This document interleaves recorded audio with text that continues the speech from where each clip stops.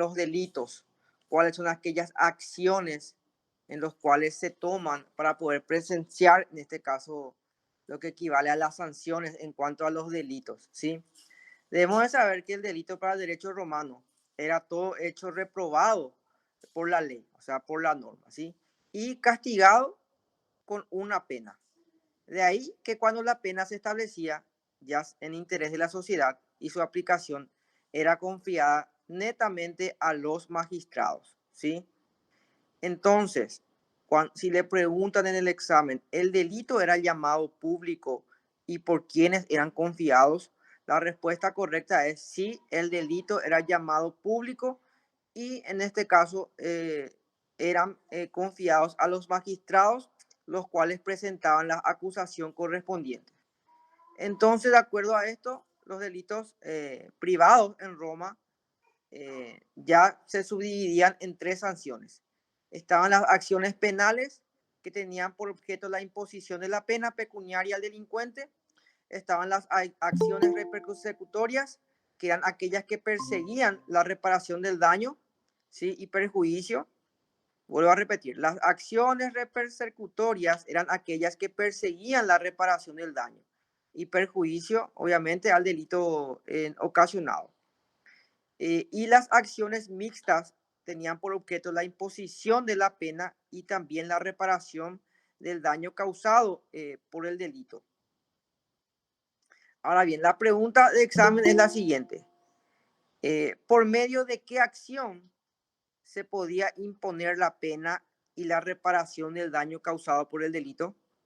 Y la respuesta correcta es a través de la actio legis Achilleae y la bonorum vi raptorum. ¿Por qué? Porque mediante estas acciones se podía imponer tanto la pena y así también poder reclamar la reparación del daño causado al infractor, mediante la actio legis Achilleae y la bonorum vi raptorum. Estas dos acciones eran lo que correspondían ¿para qué? Para que al mismo tiempo de imponer la pena se podía exigir, en este caso, una reparación al daño causado por el delito. Vamos al siguiente punto.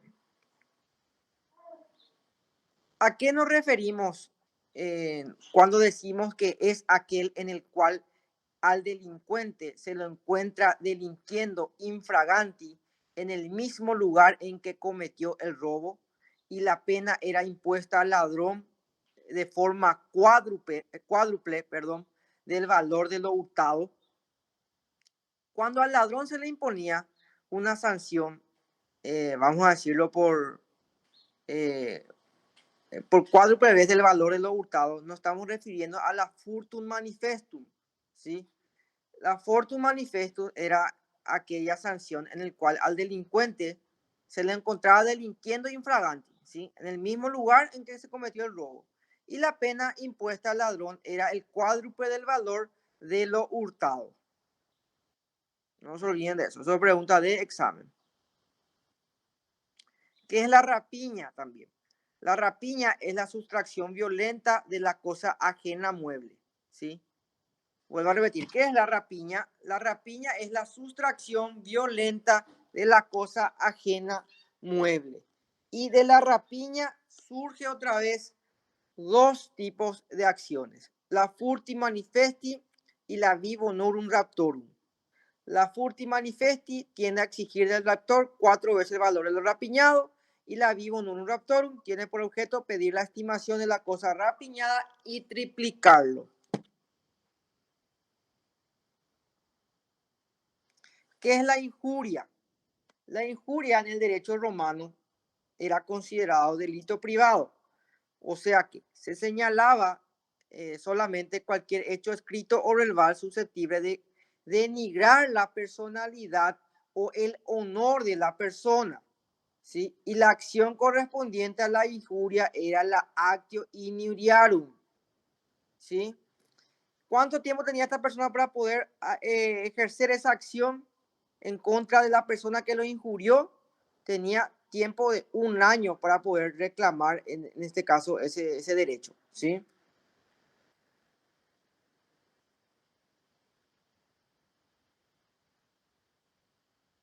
¿Qué ley establecía, en este caso, la forma en que se castigaba el delito? Y la ley que establecía la forma en que se castigaba el delito era la Lex Aquilia.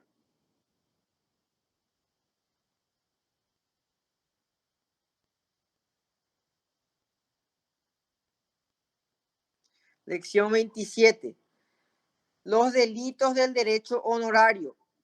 ¿De qué se tratan los delitos del derecho honorario? Se trataban de maniobras correlativas, ¿sí?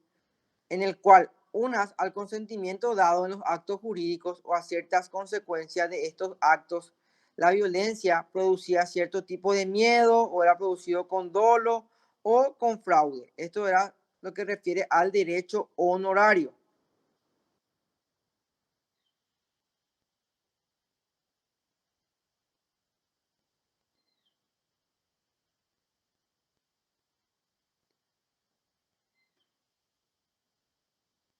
Cuando había la alienatio infradum creditorum, vuelvo a repetir, cuando había la alienatio infraudem creditorum, la alienatio infradum creditorum había, en este caso, fraude en perjuicio de los acreedores cuando el deudor realiza un acto que lo haga insolvente o que agravara su insolvencia anterior.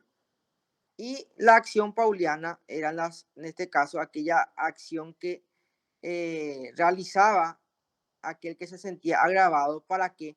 Para que todos los bienes que este deudor pasaba a nombre de otro, volviera a su nombre. ¿Para qué? Para que se pudiera reclamar. A ver, ¿cuál es la diferencia? Le voy a explicar con ejemplos. La alienatio infradum creditorum existía cuando ¿qué? Cuando una persona que debía a otra persona agrava su situación, ¿sí? Por ejemplo, Edgar le debe a Cristian 50 millones de guaraníes y le firma un pagaré. Cristian le dice, ¿sabes qué, Edgar? Vos sos mi amigo, pero firmame un pagaré ese amigo porque sabes cómo es la situación ahora. Bueno, Edgar le firma un pagaré a Cristian de 50 millones de guaraníes y el cual va a tener un término de 5 meses para que para que Edgar pueda pagar esa deuda. Pero Edgar al tercer mes se da cuenta de que no va a poder alcanzar la suma de 50 millones a Cristian y que no le va a poder cubrir, en este caso, lo que debe, ¿verdad? Porque no le salió negocio, nada no le salió. Entonces, ¿qué hace Edgar? Edgar agarra y a propósito vende su bien inmueble a otra persona, pasa a nombre de otra persona, el vehículo que tenía pasa a nombre de otra persona. Entonces, llega el momento en que Cristian va a reclamar, en este caso, ese derecho que le correspondiese a él por el pagaré que tiene, y se encuentra de que Edgar agravó su situación a propósito, ¿sí? Para que este no le pueda sacar. Y eso es la alienatio infraudem creditorum, cuando en este caso el deudor agrava su situación para que el acreedor no pueda cobrarle, ¿sí? Ahora bien, ¿y cuál es esa acción que puede realizar Cristian, o sea, el acreedor, en contra de Edgar para que esos bienes vuelvan otra vez en el estado en que se encontraban al momento de que Edgar, en este caso, debía?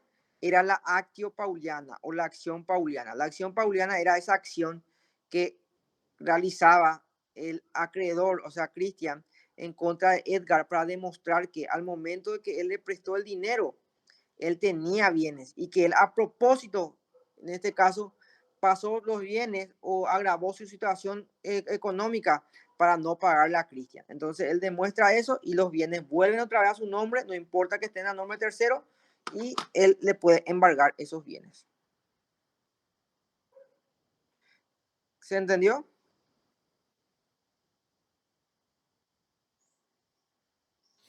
Sí, doctor. Bueno, cualquier cosa pregúntenme nomás por ahí si no entienden. Los cuasidelitos. ¿Qué es el cuasidelito? El cuasidelito es una violación dañosa del derecho ajeno cometido, en este caso, con libertad, pero sin malicia. ¿Sí? Cristian. Sí, buen día, ¿qué tal? ¿Cómo están, compañeros? Hola, profesor. Sí, discúlpame, ¿esa figura existe hasta hoy en día?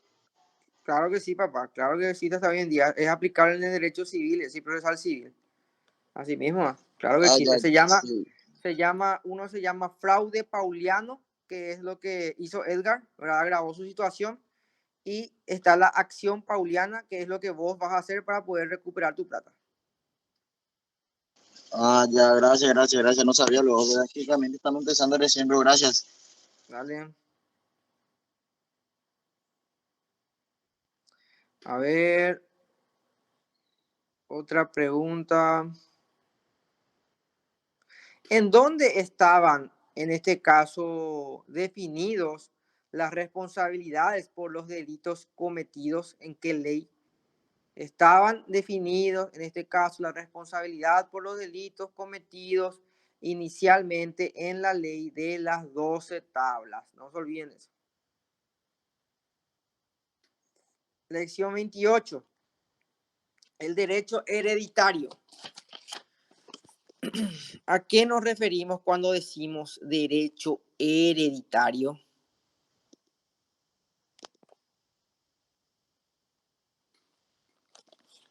Bueno, el derecho hereditario en el derecho romano era el principio en donde, en este caso, el causante transmitía el patrimonio por mortis causa a unas personas determinadas, en este caso, por ser sus herederos. ¿Qué quiere decir esto? Al morir, esta persona transmitía todo su patrimonio a sus herederos legítimos. De eso se trataba el derecho hereditario.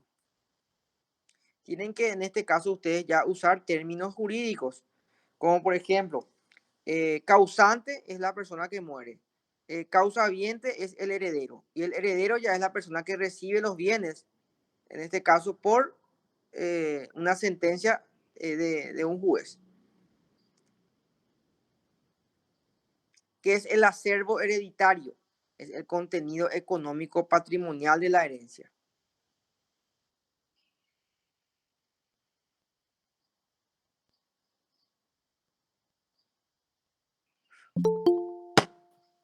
Doctor, A ver. discúlpame un ratito. Terminología específica sería esa parte, ¿verdad? Sí, Edgar, así mismo. Terminología específica, por ejemplo, causante es la persona que muere, ¿sí? El que genera, en este caso, los bienes. A ver, le voy a poner un ejemplo. Ahora, acá lo que están en clase. Yo soy el papá, ¿verdad? David, el papá. Edgar, Daniel, Cristian y Alejandra son mis hijos. Yo me muero, ¿verdad? Y yo soy el causante. El causante es la persona que muere, el que deja los bienes. Luego está el causa habiente. El causa habiente, en este caso, son los supuestos herederos. Edgar, Daniel, Cristian y Alejandra. Esos son los causa habientes. Y luego están los herederos.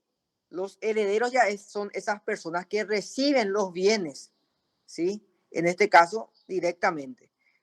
Como por ejemplo, a ver, yo dejé la casa a Cristian, el auto a Alejandra, qué sé yo, mi cuenta en el banco a Dani y a Cristian le dejé un terrenito, ¿entendés?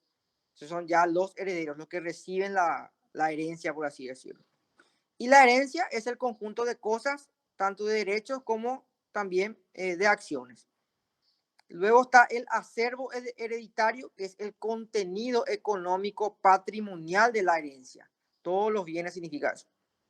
Y la herencia vaciente es el patrimonio hereditario que aún no ha aceptado por el heredero, ¿sí?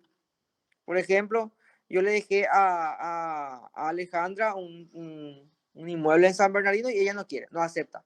Esa es la herencia vaciente. Tienen que manejar todos esos términos.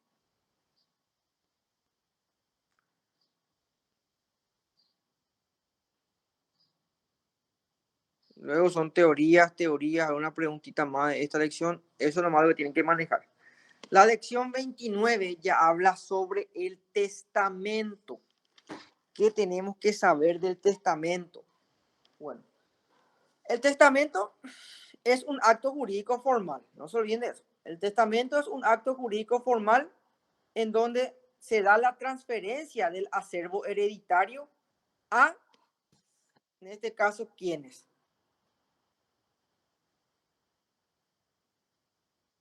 a los causavientes.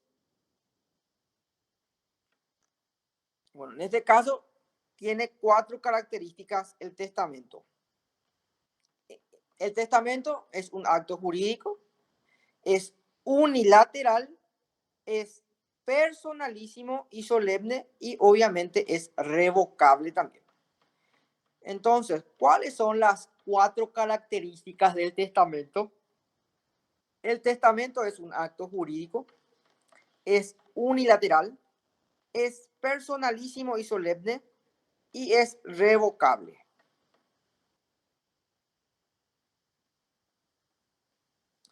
Pregunta de examen. ¿Cuáles eran las formas de testar en el derecho romano?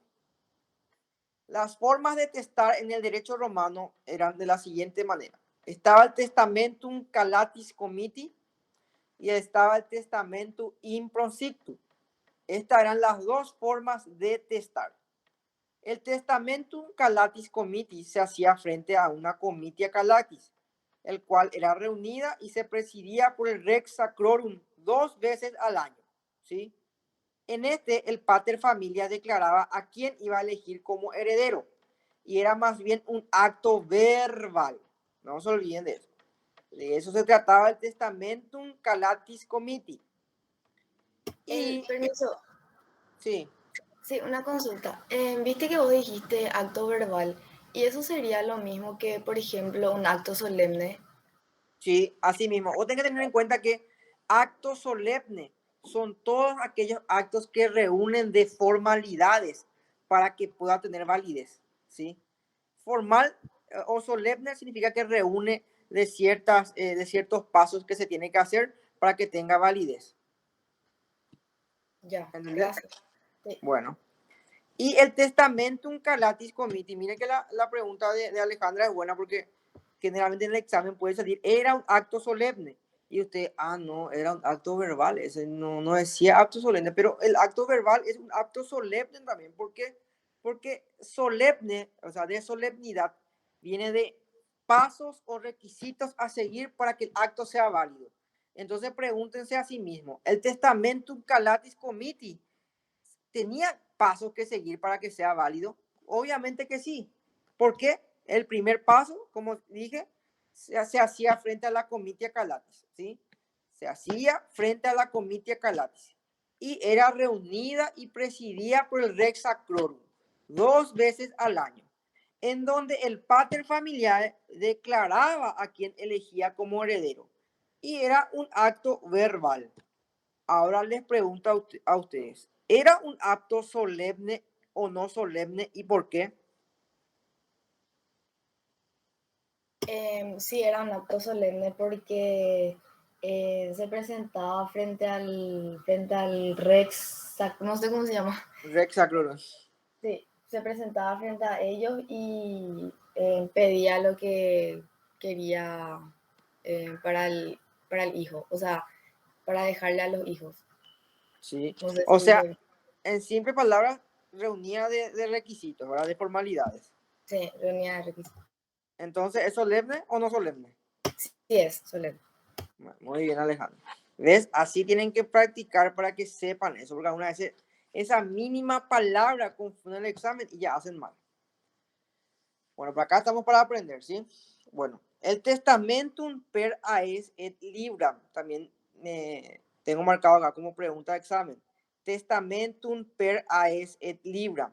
Bueno, el testamentum per aes et libram suplanta todos los testamentos anteriores y mediante esta forma se instituye por testamento al familiar emptor, ya no como un comprador de los bienes hereditarios, sino como un heredero que se encargará de distribuir los legados, ¿sí? Y esta forma civil se mantuvo en vigor durante el periodo clásico. Este era el famoso, a ver cómo les puedo explicar con ejemplo. Yo el causante, el papá de ustedes, ¿sí? De Edgar Daniel, Cristian Alejandra. ¿Y yo qué hago? Edgar es mi hijo mayor, entonces ¿qué hago? Hago un testamentum per aes libram, en donde yo autorizo, en este caso, a Edgar de que él se va, una vez que yo muera, él se va a encargar de distribuir todo lo que refiere a mi acervo hereditario. ¿Sí? Él va a decidir qué le va a dar a Daniel, él va a decidir qué le va a dar a Cristian y él va a decidir qué le va a dar a Alejandra. Ese era el testamentum per aes libram. Mediante, en este contexto, se elegía más bien un heredero que se encargaría de distribuir los legados. ¿Se entiende? Sí. Sí, doctor. Bueno, a ver.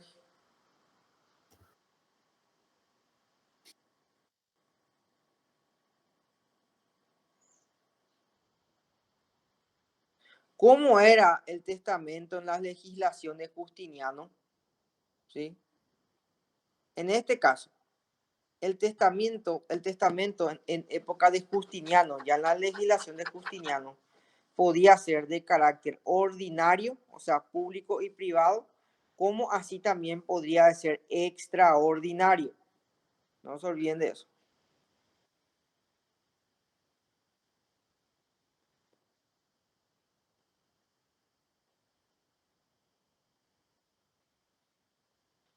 ¿Cuántos testigos requerían el testamento del ciego? También pregunta de examen. El testamento del ciego requería más formalidades. Además de los 7 testigos, debía de dictarse a un tabularius o en su defecto a un octavo testigo. Y en el testamento del ciego se leía el testamento y en caso de expresarse verbalmente se labraba acta y los 8 testigos debían de firmar y sellar. No se olviden de eso. Pregunta de exámenes.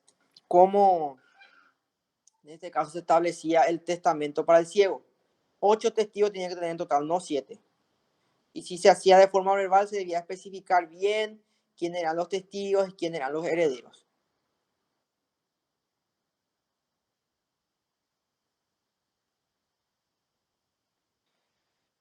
¿Qué era la testamentum factio activa? Esta era la capacidad de testar, pero al mismo tiempo de testar se podía intervenir como testigo, como heredero o legatario.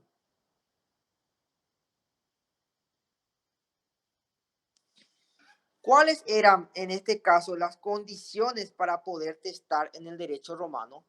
Primeramente, obviamente tenía que ser ciudadano romano o tener el commercium mortis causa.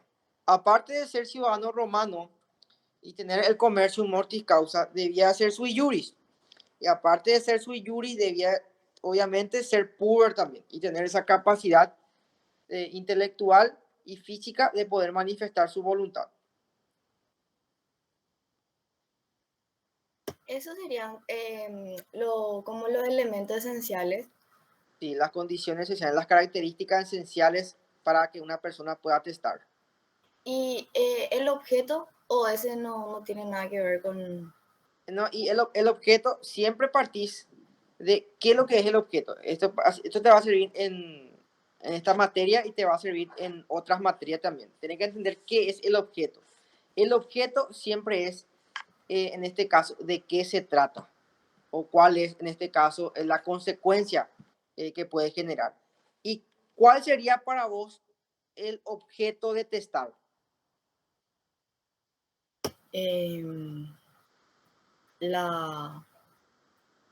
No sé, no tengo idea, sinceramente. Espera, vamos a trabajar tu mente y vamos a hacer un ejemplo. Yo soy tu papá y el papá de todos ustedes acá, ¿sí? Sí. Y yo tengo bienes, tengo muchos bienes, y yo me muero, o perdón, me estoy por morir yo, y llamo a un testador y hago, en este caso, quiénes van a ser mis herederos en el testamento. ¿Y cuál sería para vos el objeto de ese testamento? Que vos te estás por morir, puede ser. Sí, ya sé que yo me estoy por morir, pero ¿yo qué quiero hacer? Ah, vos querés querés dejar la herencia. Muy bien. Y ahí está tu objeto. El objeto de testar es la herencia, es en este caso repartir la herencia. Y, ¿Sí? la causa, por ejemplo, sería entonces que vos te estás por morir, ¿verdad? Exactamente, exactamente. Ah, Lo que derivó a eso sería la causa. ¿Qué derivó a que se reparta mi herencia? Que yo me... Que vos, que vos te estás por morir. Sí, Ya. ¿se entiende? Sí, ya, entendido. Bueno, Gracias. esto, de nada, esto que les sirvan en todas las lecciones que van a tener. ¿Cuál es lo que es el objeto de tal cosa? Y la causa es lo que generó, en este caso, ese objeto. ¿Sí? Así nomás es. Porque muchas veces ven en el programa y ya se pierden. Objeto, ¿qué carajo lo que era objeto? Y no entiendo, ya se pierden, ya se lían todo mal, sí que ya. Entonces siempre háganse esa pregunta. A ver.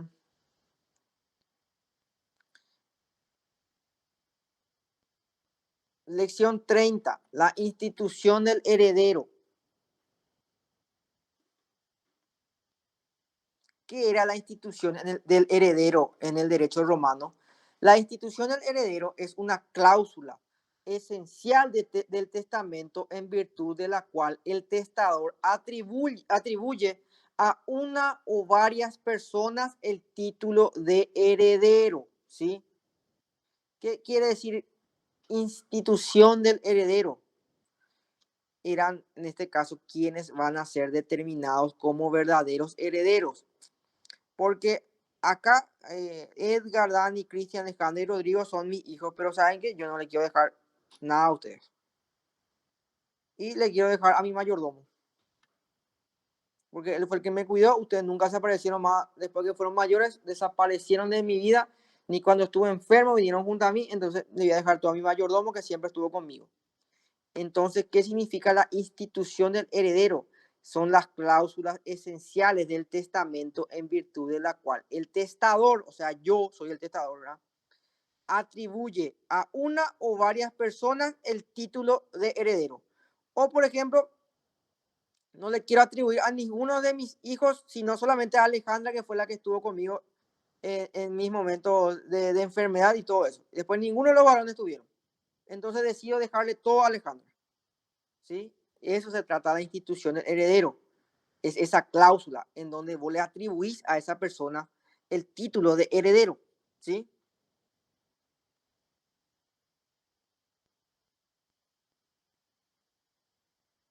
En nuestro país nomás no existe el testamento.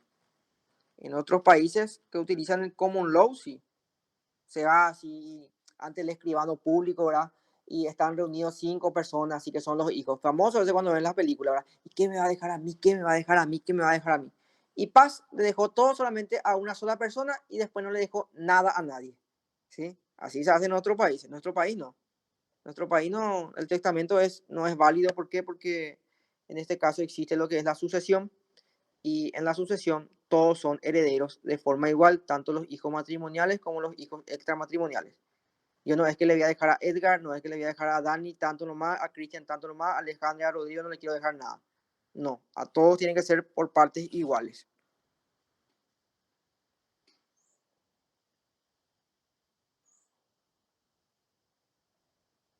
¿Quiénes no podían ser, en este caso, herederos por razones legales? Por razones legales no podían ser los esclavos, los peregrinos, los indignos y la mujer por Alex Boconia tenían prohibido también la institución de herencia.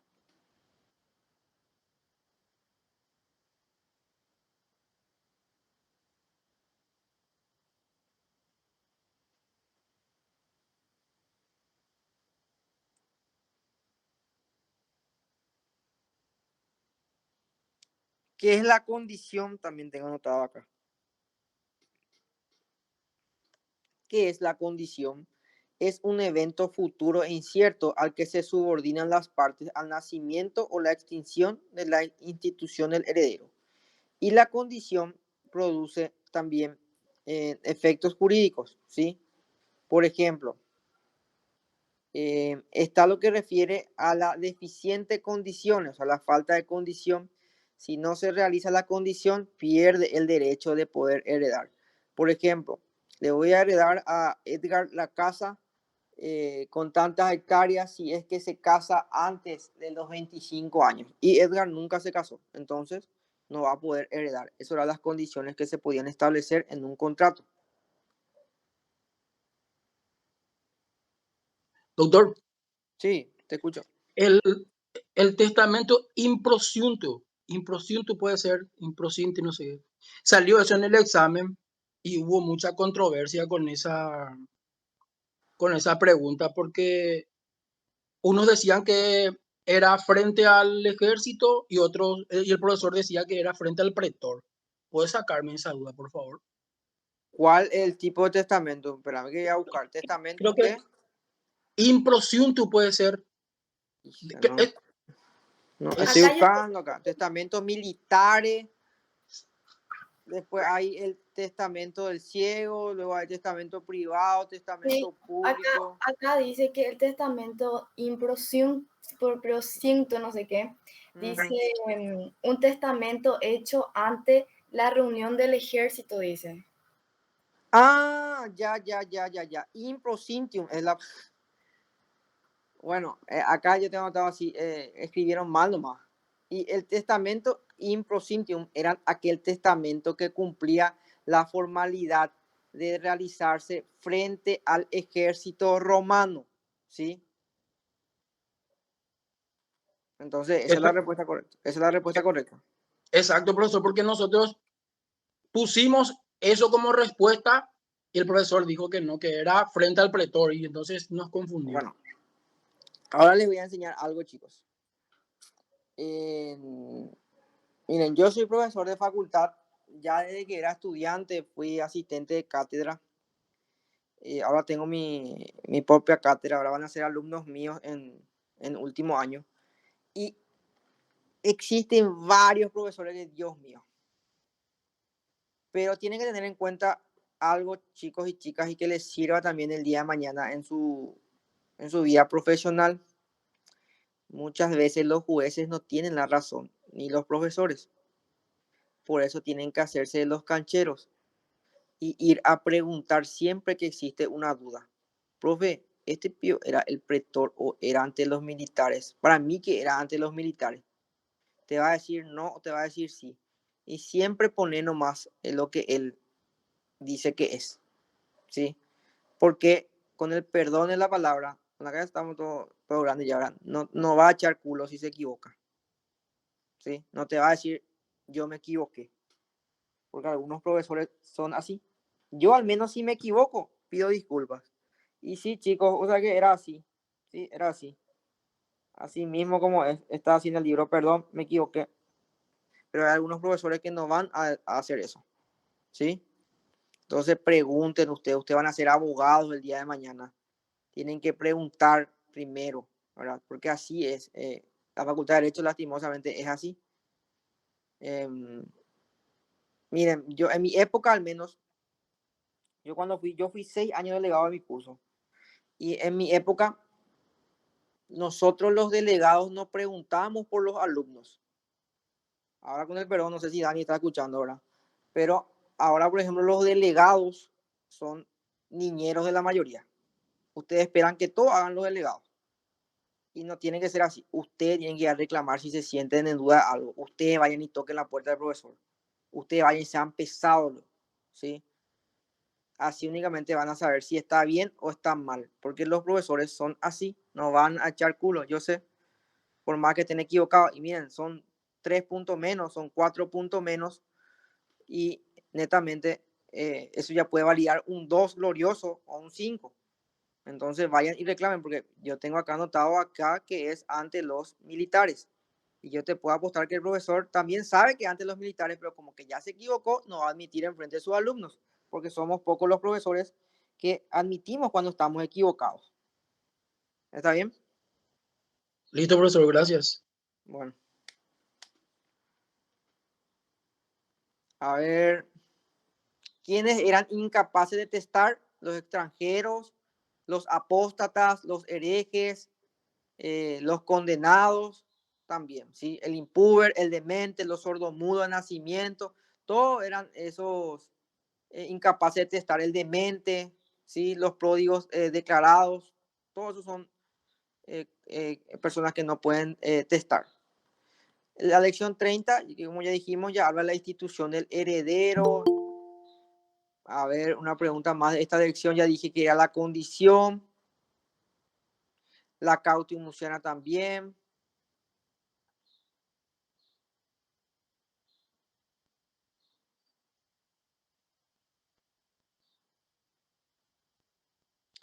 ¿Qué eran los modos o cargos impuestos al heredero? Los modos o cargos impuestos al heredero consisten netamente en qué? En condiciones que el heredero debía de cumplir, pero ya de forma accesoria. ¿Qué quiere decir de forma accesoria? Que si él incumplía eso no significa que no va a ser heredero. Era más bien una condición que si él quería cumplir nada más. Esos son los modos. Una condición de que, a ver, si Edgar consigue trabajo antes de los 24 años, yo le voy a heredar todo. Pero si es que no consigue, no hay tampoco problema. Igual se le va a heredar. Esos eran los modos. Era un tipo de carga impuesta, un tipo de condición accesoria, pero esa condición, si él incumplía, no significa que no va a heredar. La lección 31 habla de las sustituciones. Acá quiero que me entiendan muy bien porque hay tres tipos de sustituciones y siempre confunden. La sustitución es una acepción propia, expresa, en donde una persona es llamada a una herencia, ¿sí? O a un legado, en reemplazo de otra que falta, ¿sí? En este caso, a falta de un heredero, le hereda otro. Por ejemplo, Edgar era mi hijo, y acá todos los presentes, Dani, Cristian, Alejandra, Rodrigo, son mis hijos, pero Edgar no estaba o no quiere recibir mi herencia, pero está su hijo. Entonces su hijo entra como una sustitución de él, ¿verdad? En este caso, el hijo de Edgar pasa a sustituirle en cuanto al heredero, entonces él entra como heredero legítimo mío en vez de Edgar. O se murió Edgar y quedó su hijo, ¿sí? Eso es la sustitución. La sustitución es cuando una persona es llamada a una herencia o a un legado en reemplazo de otra que falta. Y habían tres tipos de sustituciones. Estaba la vulgar, estaba la pupiliar y estaba la cuasi pupiliar. La vulgar consiste en la designación de uno o varios herederos en el carácter de sustituto para el caso de que el primer heredero instituido no sea heredero por alguna causa o motivo determinante, ¿sí? Y el pupiliar era el testador, designa un heredero, el cual si muere antes de la pubertad y o estando bajo tutela, se designa a un sustituto para este. Y el cuasi pupilar se daba cuando el pater familiar testaba e instituía a un hijo como heredero que era incapaz y puber, ya sea por deficiencia mental o demencia. Estos son los tres tipos, en este caso, de sustituciones.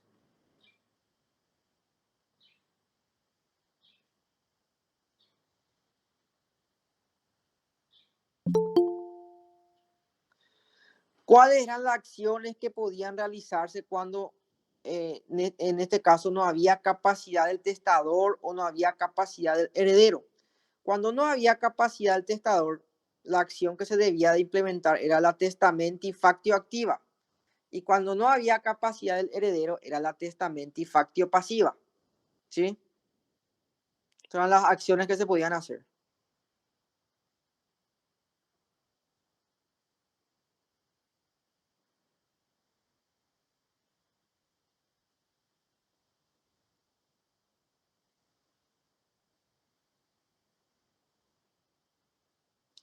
Cuando había testamentum destitutum, Cargelo nombre, ¿verdad? Testamentum destitutum.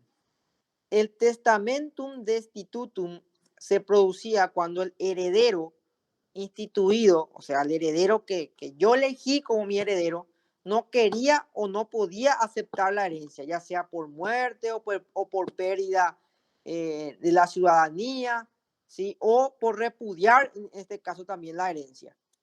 En este caso había lo que se denominaba testamentum destitutum.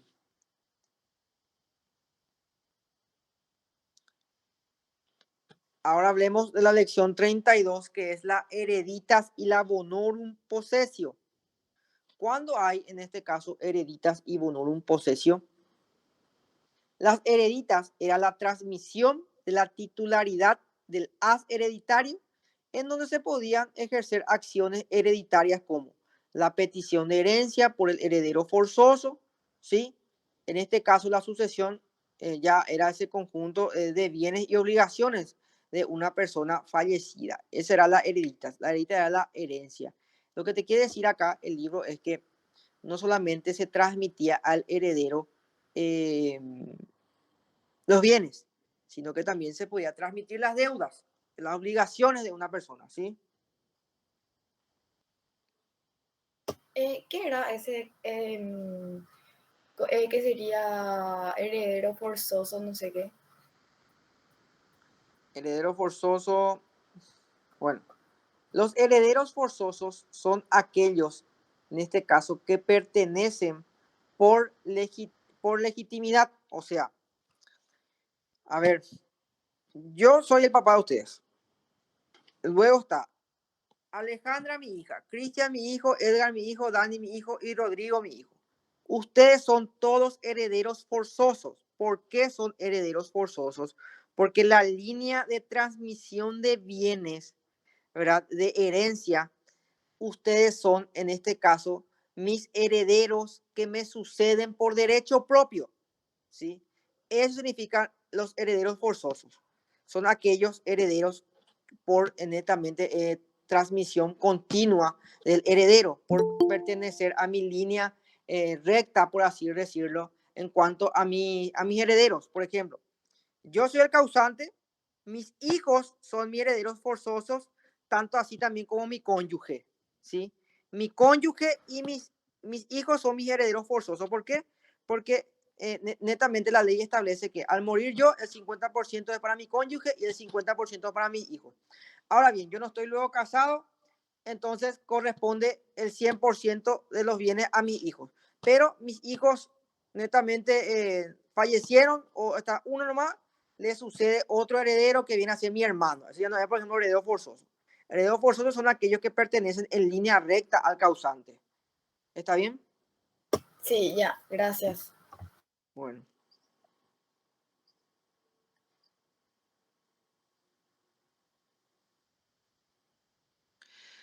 ¿Cuál es la diferencia principal de la hereditas y la bonurum possessio? Bueno, las hereditas, por ejemplo, se adquiría por la voluntad expresa o tácita del heredero, que personalmente debía peticionar, mientras que en la bonorum possessio podía obtenerla por medio de un representante.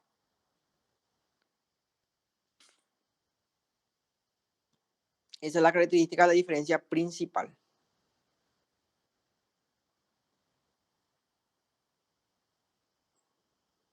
Acá dice también, entre las diferencias, que la hereditas, dice, deriva del derecho civil. Y la bonorum del edicto del pretor. Sí. Sí, eso, por ejemplo, también sería un tipo de diferencia, pero la principal es que netamente la heredita se adquiría por voluntad expresa del heredero y la bonorum possessio se podía obtener por medio de un representante. Esa es la principal. Luego vienen las diferencias ya accesorias, por así decirlo, como por ejemplo, la heredita deriva del derecho civil, mientras que la bonorum possessio deriva del edicto del pretor.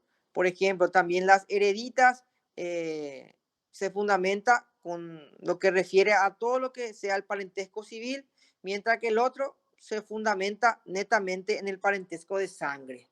Sí, esos son, por ejemplo, también ciertas diferencias, pero ya son accesorias. ¿Se entiende? Sí. Bueno, a ver.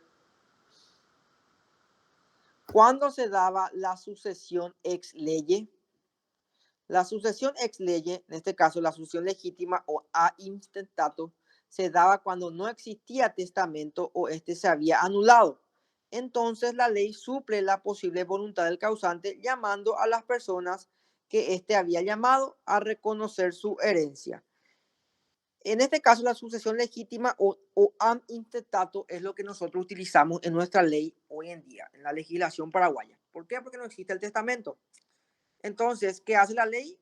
La ley en este caso, confiere a los herederos forzosos o legítimos, en este caso, los bienes que pudieran corresponder al causante. Así como le dije, yo me muero, el 50% lleva a mi cónyuge, el otro 50% lleva a mis hijos. Si no está mi cónyuge, le suplantan, por ejemplo, mis padres. Si no están mis padres, le suplantan mis hermanos, y así sucesivamente. Entonces, la sucesión legítima o am intestato es aquella que, al no existir testamento alguno, la ley suple la posibilidad de que las personas, siendo los herederos legítimos o forzosos, acudan al llamado, en este caso, de la sucesión para la repartición de los bienes que puedan corresponder al causante por la herencia. ¿Se entiende? Sí. Doctor, esa sería lección 32 ya. Sí, papá, así mismo, Edgar, sí. Em, disculpe, yo tengo una consulta. Decime nomás. Sí, viste que hay una lección que no me acuerdo exactamente cuál era, pero hablaba sobre el tema de las obligaciones. Y había dos tipos de obligaciones, que uno eran las obligaciones alternativas y otro Sí. eran las obligaciones facultativas. Y ese yo no entendí tanto porque en un PowerPoint tipo explica más con ejemplos. Y puede ser, por ejemplo, que las obligaciones alternativas sean cuando el acreedor le da posibilidad al deudor de elegir cuál de los dos, o sea, cuál de los bienes quiere extinguir. Sí, no te vas tan, vamos a decir, alejado de lo que es la respuesta, porque obligaciones alternativas, te dice luego, alternativas. Si vos, Alejandra, a mí me debes dinero, ¿verdad? En este caso, yo soy el acreedor y vos sos el deudor, ¿sí?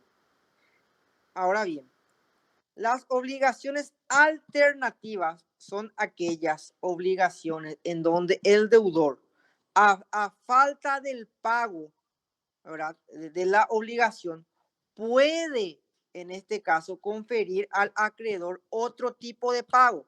Por ejemplo, che, David, yo te debo 20 millones de guaraníes, pero yo no tengo efectivo para darte, ¿sí? Pero tengo un auto del mismo valor, o inclusive un poco más, pero no sé si vos querés aceptar esto como medio de pago en vez de esos 50 millones. Y yo te digo, sí, sí, siempre las obligaciones alternativas tienen que ser con consentimiento del acreedor. ¿Por qué? Porque en este caso son obligaciones por cumplir netamente cuando no se puede cumplir con la obligación principal, ¿sí? Al no cumplir esa obligación principal, existen obligaciones alternativas, pero siempre y cuando el acreedor esté de acuerdo con ese pago, ¿sí? ¿Se entendió? Ya, sí, sí, sí. Bueno, sigamos. Gracias. Bueno, ¿por quiénes eran en este caso la sucesión intestada en el edicto del pretor? Fueron concedidas por el pretor a los cuatro sucesores, perdón, a los cuatro sucesores que son la bonorum possessio, la bonorum possessio legitimi, la bonorum possessio cognati y la bonorum possessio unde vir et uxor, que era el cónyuge sobreviviente no divorciado. Esta es la sucesión intestada en el edicto del pretor. A estas cuatro personas netamente eran concedidas por el pretor, ¿sí? ¿A qué me refiero cuando digo colación? La colación era una institución surgida como consecuencia de ¿qué? Netamente de la acción de los pretores, pero esta colación se hacía para poder evitar que ese hijo emancipado se beneficie con el patrimonio formado por el esfuerzo de los no emancipados, ¿sí? Esta era la colación. Vuelvo a repetir, era una institución surgida como consecuencia de la acción de los pretores para poder evitar que el hijo emancipado se beneficie con el patrimonio formado por el esfuerzo de los no emancipados, ¿sí?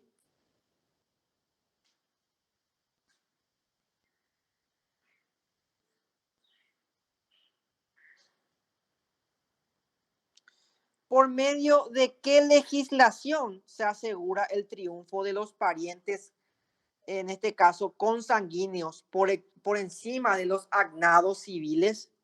¿Por qué legislación se asegura el triunfo de los parientes sanguíneos por encima de los agnados civiles? Por la legislación de Justiniano, netamente en lo que refiere a las novelas, ¿sí? Las novelas era aquella legislación que determinaba que los parientes sanguíneos o consanguíneos iban por encima de los agnados civiles. Lección 33. La evolución de la libertad de testar. O sea, la evolución del derecho de testar en el derecho romano. Estas bolillas vuelven otra vez a repetir.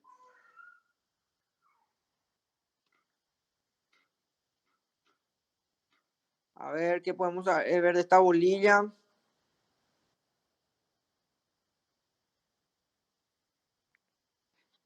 ¿No se acuerdan si en las parciales les salió, en este caso, cómo calcular el acervo hereditario, el del testador? ¿No salió eso? No, profesor, eso no salió. Por acá tengo que no salió también. Pero de igual forma, tienen que saber, ¿sí? Así como les digo, yo soy el papá, ¿verdad? Y tengo mi cónyuge. Yo al morirme, el 50% se le queda a mi cónyuge y el otro 50% se le queda a mis hijos, ¿sí? Y, por ejemplo, morí yo y también murió mi cónyuge, entonces el 100% se le queda a mis hijos.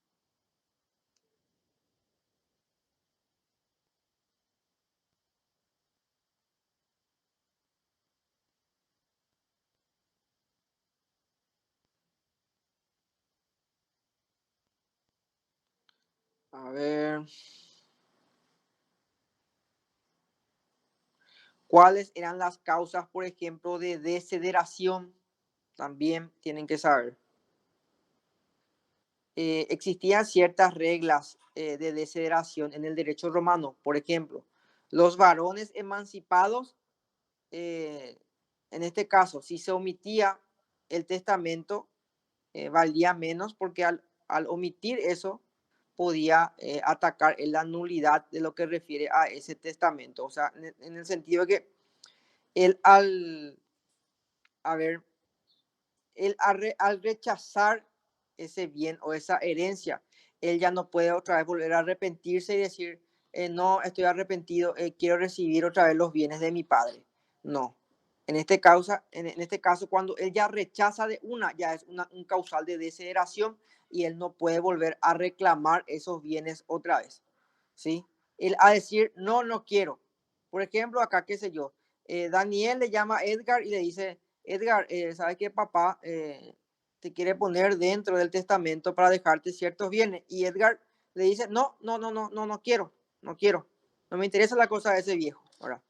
Y después yo me llevo a morir y Edgar se acerca otra vez a Dani y dice, ¿sabes qué? Me arrepiento de lo que dije, quiero de vuelta esos bienes. Ya no se puede. El negar de entrada netamente en el derecho romano, en lo que refiere a una herencia, ya es causal de desheredación.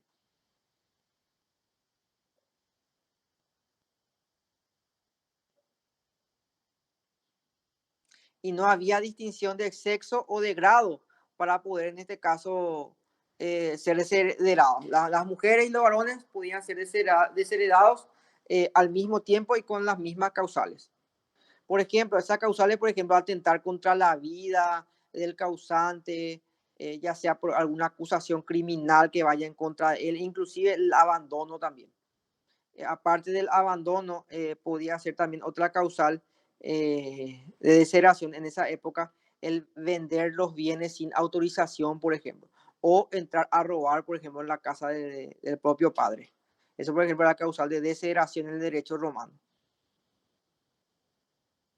Luego la colación, ya repite otra vez. Rodrigo. Doctor, en el tema de la desheredación, el profesor nos dijo que los hijos varones eran desheredados de forma nominal y que las hijas, nietos y demás descendientes podían serlo en forma conjunta. A ver. Sí, tenés razón, Rodrigo. Así mismo como decís, sí. El varón en este caso podía ser desheredado de forma nominal, o sea, de una se le podía desheredar. Y tanto a los otros se le podía desheredar de forma conjunta. Sí, muy buena tu acotación, Rodrigo. Gracias.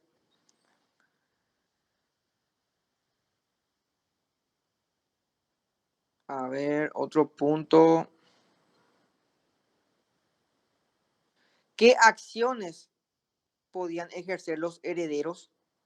Bueno, en este caso, si el heredero por donación o por legado hechas por el testador encuentra en ese sentido lesionada su porción que le corresponde, este puede ejercer la querella in officiosae testamenti, ¿sí? La querella in officiosae testamenti anulaba el testamento cuando esta persona se encontraba perjudicada por aquella porción que le puede corresponder, ¿sí? Bolilla 34. La adición de la herencia. ¿Qué es la adición o la aceptación de la herencia? Quiere decir eso. La adición es un acto en virtud del cual el heredero expresa su intención de aceptar la herencia, ¿sí? Y esta, por así decirlo, esta intención debía hacerlo de forma expresa, ya sea de forma verbal o podría hacerlo también de forma escrita.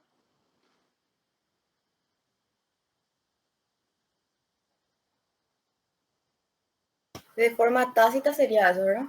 Así mismo, ¿sí?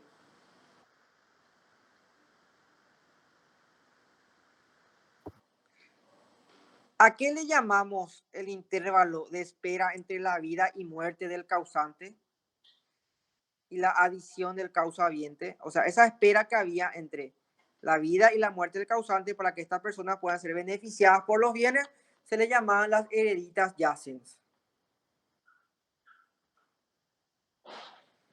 ¿Y qué es la delación? La delación es el llamamiento a la herencia y este podía ser testamentaria como ad intestada. ¿Cuáles eran las formas de aceptación? Así como dijo la compañera, podía ser de forma tácita o podía hacerlo de forma expresa.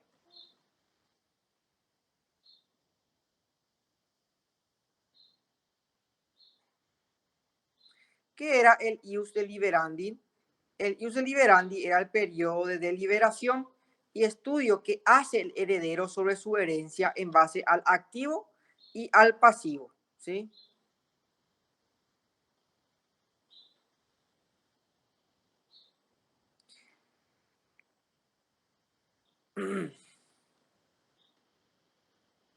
¿Quiénes eran los heredes sui necessari?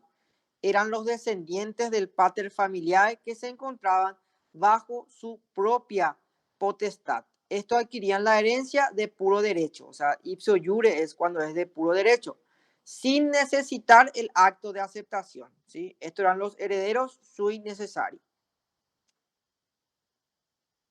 Y ya hablamos del ius abstinendi, que era el derecho de no aceptación de la herencia.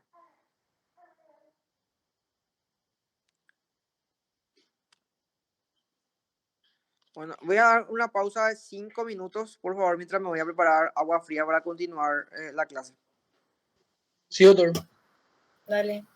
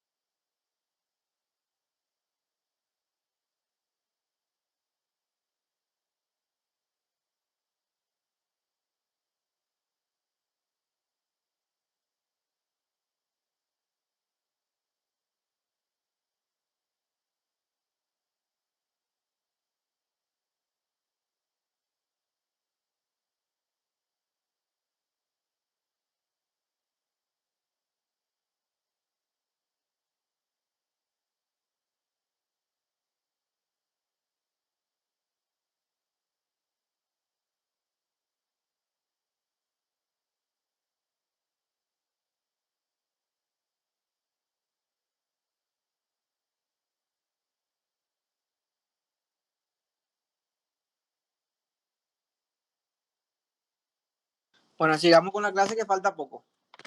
La lección 35 habla sobre el legado. ¿Qué es el legado? Es la disposición de última voluntad, unilateral y gratuita, por la que se confiere a una persona un lucro o un beneficio patrimonial.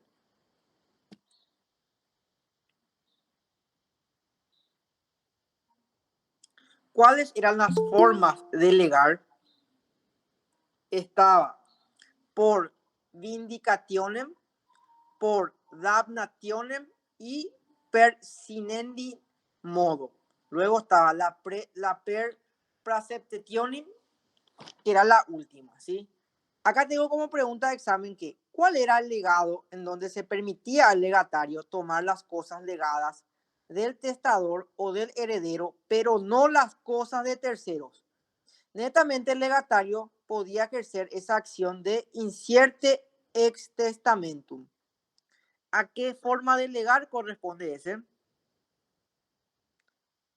Corresponde a la forma de legar per sinendi modo, ¿sí?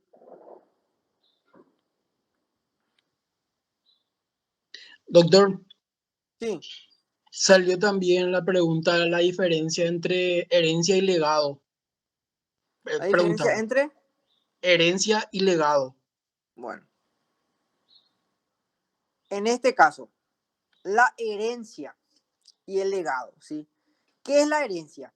Así como ya dijimos ya hace rato, la herencia, en este caso, son aquellos a que se les va a adjudicar los bienes que podían corresponder en el acervo hereditario. O sea, todo lo que corresponde al acervo hereditario es la herencia, ¿sí? La herencia. Y el legado más bien ya es netamente esa disposición de última voluntad. Por ejemplo, todo lo que corresponde a mi acervo hereditario, a mis bienes, es herencia, todo. Mis vehículos, mis terrenos, mis cuentas bancarias, todo eso refiere a mi acervo hereditario, a mi herencia, o sea, la herencia que le puede corresponder a mis herederos. Sin embargo, el legado ya es esa última disposición de voluntad que yo tengo. Así como les dije hace rato. Por ejemplo, acá, Edgar, Daniel, Cristian, Alejandra, Rodrigo, son mis hijos. Mis bienes, en este caso, es mi acervo hereditario. Todo lo que le pudiera corresponder a ustedes es herencia. Pero acá, Dani, Cristian, Alejandra y Edgar nunca vinieron a verme. Y yo no les quiero dejar a ustedes mi herencia.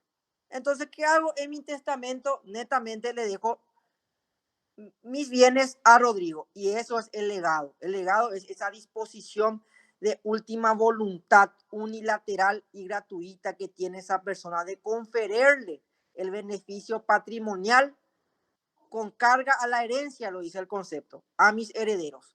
¿Se entiende? Sí. Sí, doctor. Bueno.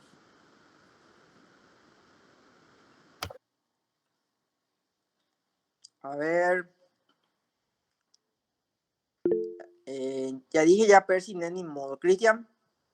Sí, profesor, disculpa, ¿me puedes repetir otra vez? Porque no estoy captando bien eso, porque en el examen de repente el profesor colocaba ciertas palabras que no tenían sentido. Sí, Cristian. Tenés que entender bien que el derecho no es luego memorizar, el derecho es interpretar. Vuelvo a repetir lo que refiere a la herencia y el legado, para que vos entiendas. Recomendación para el examen escrito va a ser, ¿verdad? Sí, doctor. Bueno, recomendación para el examen escrito. No se apuren, lean 2, 3 veces la pregunta y también marquen, en este caso, la respuesta en donde piensan más que va a ser, porque generalmente tu mente tiene una cierta vaga idea de lo que va a hacer, pero ese primero que pensaste es, ¿sí? No duden en no marcar eso. Y lean 2 a 3 veces antes de marcar. Entonces, vamos a hacer la diferencia entre legado y herencia. Vuelvo a repetir.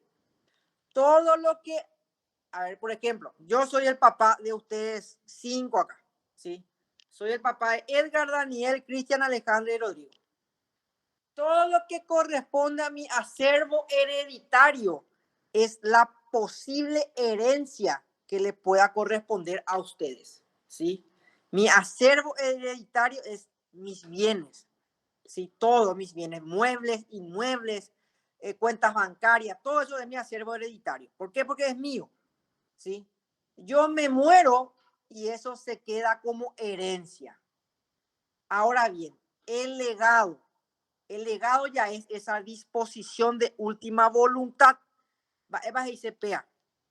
¿Qué quiero yo hacer con mi herencia? Significa eso, ¿sí?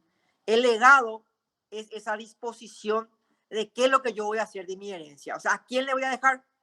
Es más, yo no le quiero dejar a ninguno de mis hijos mi herencia. ¿Por qué? Porque ni Edgar, ni Dani, ni Cristian, ni Alejandra, ni Rodrigo vinieron nunca a verme en mi lecho de muerte, ni se acercaron, no vinieron a verme cuando estaba enfermo, y decido dejarle todo a mi mayordomo.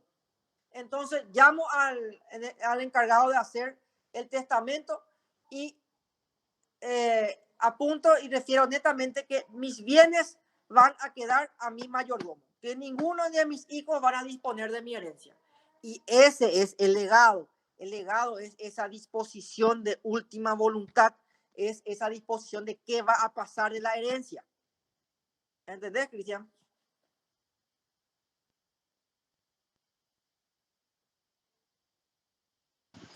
Sí, profesor, gracias, mi amable. Dale, papá. Sigamos. Ya dijimos ya la forma de legar per sine ni modo, ¿verdad? Ahí creo que me quedé. A ver. Explica brevemente el legado en época de Justiniano. También tengo acá.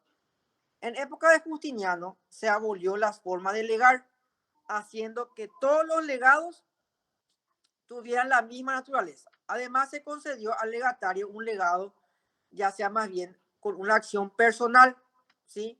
Y en otro caso de ser una prestación, lo que se había legado.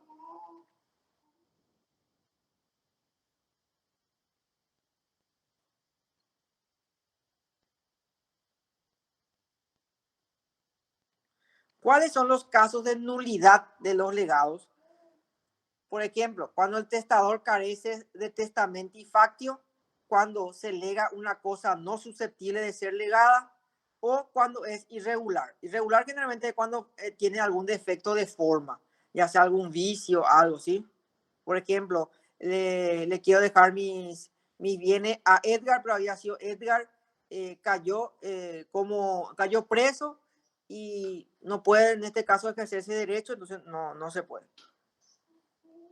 O establecía algún tipo de condición para que Dani pueda heredar y Dani no cumple con esa condición, entonces ahí, por ejemplo, ya existe cierta invalidez ya en el legado, esa disposición de bienes.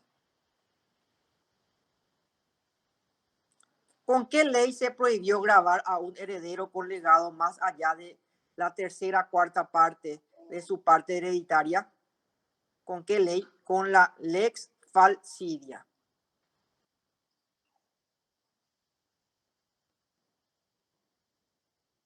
¿Qué es el fideicomiso? Sí, ya explicamos también en otra lección anterior, lo repite todo. El fideicomiso es un encargo hecho de manera informal por el causante, por medio del cual se encomienda a un heredero que lo haga y está confiando netamente en su buena fe. Lección 36, que es el juicio o pleito. Las dos últimas bolillas no entraban, o sí entraban. No, doctor, no entraba. Hasta las 36 no me entraba. Sí, porque el viernes pregunté también eso y me dijeron que hasta la 36 nomás, que la 37 y la 38 creo que dieron, pero vagamente nomás y no va a entrar. Bueno, ¿qué son el juicio o pleito? La última bolilla, ¿sí? Juicio o pleito son medios legales que el procedimiento provee. Esta acción no es otra cosa que el derecho de perseguir en juicio lo que a uno se le debe. En simple palabras, es aquella acción que corresponde hacer o realizar a aquella persona afectada por el incumplimiento de una obligación.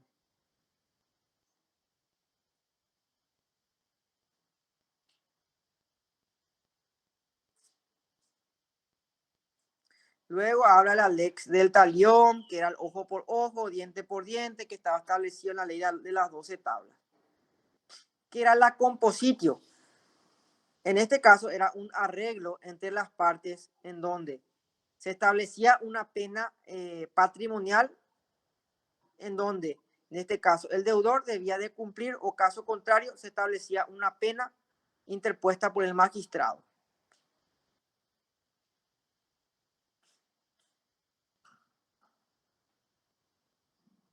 ¿En qué consiste la legis actionis? La legis actionis es el procedimiento inicial en la vida de Roma, en donde consistente en un recitado que los litigantes aprendían y recitaban ante el magistrado sin alteración, pues de producirse esta se perdía el litigio. Era más bien un acto formal en donde los litigantes hacían tipo ciertos versos en donde le decían al magistrado sin poder equivocarse, porque si se equivocaban no podían litigar. Era más bien un tipo de fórmula, un tipo de, por así decir, un acto formal, eran ciertos tipos de palabras que debían de decir los litigantes. ¿Quiénes eran en este caso los magistrados en la etapa iure cronológicamente en el derecho romano? Estaba el rex o el interrex. Luego del rex o interrex estaban los cónsules y luego el pretor. En lo que refiere al tiempo y lugar en donde se efectuaban las funciones judiciales, establezcan, en este caso, cuál era el tiempo establecido para eso. Bueno, se ejercían las funciones judiciales en los días hábiles, o sea, en los días fastos, que eran como 240 días por año, por ahí ponerle. Y se interrumpían asimismo las funciones judiciales en época de cosecha, vendimia y juegos públicos. En cuanto al lugar, se habilitaban lugares públicos, especialmente que eran las basílicas. ¿Qué era la jurisdictio? La jurisdictio era la potestad reconocida a cierto magistrado de indicar la norma aplicable al conflicto jurídico. Y el foro competente era el lugar, en este caso, donde debía de resolverse esa cuestión. Y con esto damos por terminado, chicos, la lección número 36, que eran las preguntas que tienen que saber sí o sí.